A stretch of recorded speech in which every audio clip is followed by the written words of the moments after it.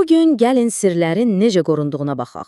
Yəni, söhbət qədim kodlardan tutmuş, ta bugün cibimizdəki o kiçik texnologiyaya qədər uzanan möhtəşəm bir hekayədən, şifrələmədən gedir. Yəqin ki, cavabınız hə oldu, elə deyilmi? Heç təəccüblənməyin. Bu istək, yəni məlumatı gizli saxlamaq arzusu, demək olar ki, insanlıqla yaşıddır. Və bax, bu sənətin də bir adı var. Kriptoqrafiya. Amma ağlınıza təkcə müasir kompüterlər, hakerlər falan gəlməsin. Yox. Bu, əsrlər boyu kralların, generalların, hətta casusların öz sirlərini qorumaq üçün istifadə etdiyi qədim bir elmdir. Gəlin elə səyahətimizə də lap başdan, bu ilk gizli kodların yarandığı qədim dünyadan başlayaq. Deməli, ilk dayanacağımız eramızdan əvvəl təxminən 500-cü illərdir. Və qarşımızda atbaş şifrəsi var. Məntiqi o qədər sadədir ki, sadəcə əlifbanı bir güzgü kimi düşünün. Birinci hərf sonuncu ilə əvəzlənir, ikinci hərf sondan ikinci ilə və salam. Yəni, A olur Z, B isə olur Y. Bax, bu güzgü prinsipi işi çox asanlaşdırırdı.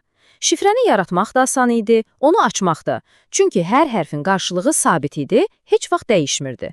Bu da onu, bilirsiniz, eyni anda həm güclü, həm də bir o qədər zəif edirdi. Yaxşı. İndi biraz da praktikaya keçək. Sizin növbənizdə ekranda bir atbaş şifrəsi görürsünüz. Gəlin bir anlıq dayanıb bu kodu sındırmağa cəhd edin, görək bu qədim sirri aça biləcəksiniz. Və cavab, əlbəttə ki, kriptoqrafiya. Əgər özünüz tapa bildinizsə, əla, sizi təbrik edirəm. Siz indicə az yox, çox yox, düz 2500 illik bir şifrəni sındırmış oldunuz. Qədim dünyada qala-qala. Başqa bir maraqlı nümunə Sikitaladır. Baxın. Burada işlər biraz fərqlidir. Açar hansısa bir riyazi qayda deyil, əsl fiziki bir obyektdir. Müəyyən qalınlıqda bir çubuq. Məktub yazılmış lenti ancaq və ancaq eyni qalınlıqdakı çubuğa sarıyanda məna kəsb edirdi. Bu o deməkdir ki, şifrənin təhlükəsizliyi birbaşa o çubuğun, yəni açarın fiziki olaraq qorunmasından asılı idi. Yaxşı, indi zaman maşınına minib biraz irəli uçuruq. İstiqamətimiz qədim Roma. Çünki orada bizi tarixin bəlkə də ən məşhur şifrəsi gözləyir. Söhbət əlbəttə Sezar şifrəsindən gedir. Bu da hələ ki sadə bir üsuldur, amma atbaşdan daha çevikdir. Niyə? Çünki burada hər hərfi əlifbada sabit bir yerə yox, müəyyən bir say qədər irəli sürüşdürürsən. Bax, bu sürüşdürmə sayı olur sənin açarın. Məsələn, açarımız 3-dürsə, A hərfi 3 addım irəli gedib olur Ç, B hərfi isə olur D. Gəlin yenə kriptoqrafiya sözünə baxaq. Bunu 3 addımlıq sürüşmə ilə şifrələsək, ortaya tamamilə başqa bir hərf yığını çıxır. Görürsünüz, K olur M, R isə T. Düşmənin əlinə keçsə belə, açarı, yəni o müqəddəs 3 rəqəmini bilmədən bu yazının nə demək olduğunu anlamaq, demək olar ki, qeyri-mümkün idi o dövr üçün. İndi isə böyük bir sıçrayışın vaxtıdır. Artıq söhbət tək-tək hərfləri dəyişməkdən getmir. Səhnəyə maşınlar çıxır. İnsan zəkasının yerini mürəkkəb mexanizmlərin aldığı bir dövrə keçid edirik. 18-ci əsrin sonları və qarşımızda Jefferson silindiri. Təsəvvür edin, bir-birindən asılı olmadan fırlanan bir sürü disk. Bu sistem mümkün kombinasiyaların sayını o qədər artırırdı ki, artıq kodu sındırmaq üçün bir neçə variantı yoxlamaq kifayət etmirdi. Minlərlə, 10 minlərlə ehtimalı yoxlamaq lazım gəlirdi. Bu, sözün əsl mənasında şifrələmədə mexaniki bir inqilab idi. Və əlbəttə, Enigma. Adı belə bir əfsanədir. Tarixin axarını dəyişən o məşhur maşın. İkinci Dünya müharibəsi. Nasist Almaniyasının istifadə etdiyi bu cihaz sadəcə mexaniki deyildi. Elektromexaniki idi. Hər düyməyə basanda dəyişən rotorlar, mürəkkəb elektrik dövrələri, bunlar astronomik sayda, ağlasığmaz sayda şifrə kombinasiyası yaradırdı. Enigmanı sındırmaq həqiqətən də insan zəkasının limitlərini zorlayan bir missiya idi. Yaxşı, gəlin bu fiziki maşınları bir kənara qoyaq. İndi isə diqqətimizi müasir şifrələmənin, yəni kompüterlərin dünyasının təməlini boyan mücərrəd qaydalara, yəni algoritmlərə yönəldək. Məsələn, hasar şifrəsi. Burada çox maraqlı bir yanaşma var. Biz hərfləri başqaları ilə əvəz etmirik, yox. Sadəcə onların yerini dəyişirik.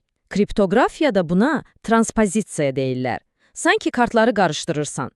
Mətin sanki bir hasarın çəpərləri üzərinə ziqzaq formasında yazılır. Sonra da sətir-sətir oxunur. Nəticə, mənalı bir cümlə bir anda qarışıq bir hərf yığınına çevrilir. Baxın ekrandakı nümunəyə, riyaziyyat və Python ifadəsi. Hərflərin necə ziqzaqla yazıldığına diqqət yetirin. Sonra nə edirik? Əvvəlcə yuxarı sətri tam olaraq oxuyuruq, sonra da aşağı sətri. Vəssalam. Alınan nəticə orijinal mətnə heç, amma heç bənzəmiş. Başqa bir sadə, amma effektiv alqoritm isə qonşu hərflərin yerini dəyişməkdir. Çox asandır. Mətni 2-2 hərflərə bölürsən və hər cütün içində hərflərin yerini dəyişirsən. Bu qədər. Gəlin yenə eyni ifadəyə baxaq.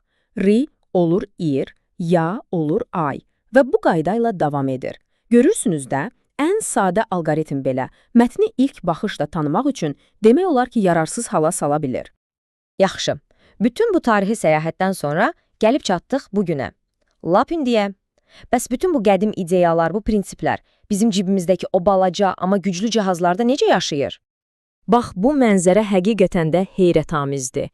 Bir tərəfdə bir otağı tutan mexaniki Enigma, digər tərəfdə isə ovucumuza sığan, amma Enigmadan milyonlarla dəfə güclü şifrələməni saniyənin kiçik bir hissəsində həyata keçirən bir smartfon. Bəli, alətlər dəyişib, amma məqsəd, o əsas məqsəd heç vaxt dəyişməyib, məlumatı yad gözlərdən qorunmaq.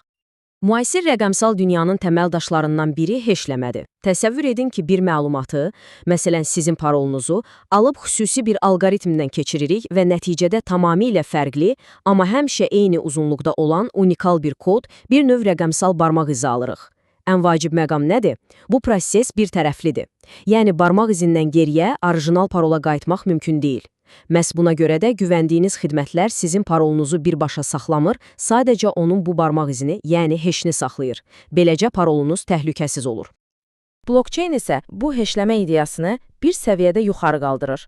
Təsəvvür edin ki, əməliyyatlar bloklar halında bir-birinə bağlanır. Hər yeni blok özündən əvvəlki blokun o unikal barmaq izini, yəni heşini öz içində saxlayır. Beləcə, qırılmaz bir zəncir yaranır. Bu zəncirdə ortadakı bir halqanı dəyişmək istəsəmiz, ondan sonraki bütün halqalarda dəyişməlisiniz. Bu isə demək olar ki, qeyri-mümkündür. Məhz buna görə də blockchain bu qədər təhlükəsiz və şəffaf hesab olunur. Beləliklə, qədim Romadakı perqamentlərdən bugünkü blockchainə, sadə hərf dəyişdirmələrdən gələcəyin kvant kompüterlərinə. Kriptoqrafiyanın hekayəsi əslində sirləri qorumaq istəyənlərlə onları açmaq istəyənlər arasındakı əbədi bir oyundur. Bu oyun heç vaxt bitmir. Sadəcə hər dəfə daha da mürəkkəbləşir. Və sizcə bu oyunun növbəti səviyyəsində bizi nə gözləyir? Gələcəyin sirləri necə qorunacaq?